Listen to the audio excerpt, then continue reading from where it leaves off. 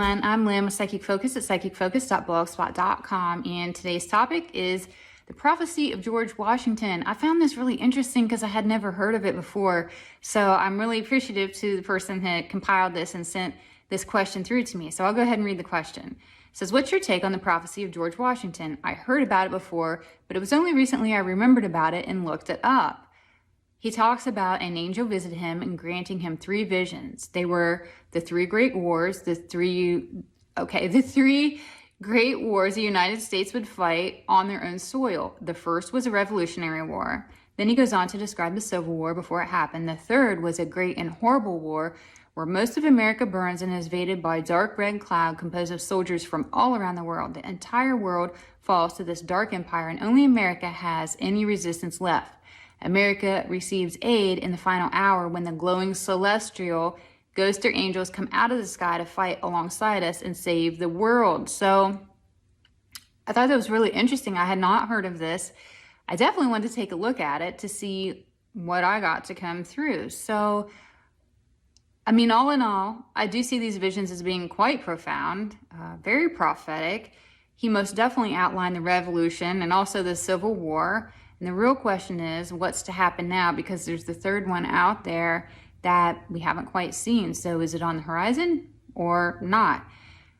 I get, America, it's in a time of great turmoil and we're probably more divided now than we ever have. There truly are 2 pathways that this country can take moving forward. One, find some kind of common ground between people, or the second is to destroy everything and rebuild something new. It is as if the powers that were are trying everything to keep people divided, even causing tension and fighting where there once was harmony. It's almost like things are going too good. Let's go stir it up. We got to get these people divided. We don't want people coming together because that's where they're strong. Identity politics and being offended is constantly in question. That's the way they're doing it. You get that emotional little jab in there and it gets people all fired up. And the powers that were, it's like they have control over the media too. So their agenda and voice, it's being heard now more than ever, especially with social media. I got that terms ending in ism and obia, they're being loosely thrown out and the true meanings are being altered.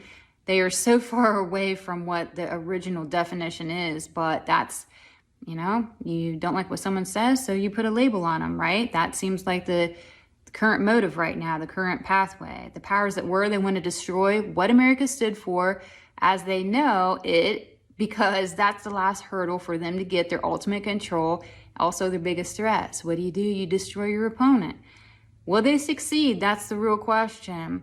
So just as people are divided, I see a clear pathway to divide the country geographically if there's not an intervention soon. At some point, there's going to be a point of no return. And I remember back in 2012, I started to see visions and it looked like there was going to be a divide around the Mississippi River area. China, most likely Russia, are going to start to occupy the west part of the country with a focus around the Rio Grande area. That's where I saw a lot of, land being occupied. And people dedicated to the United States, ideology,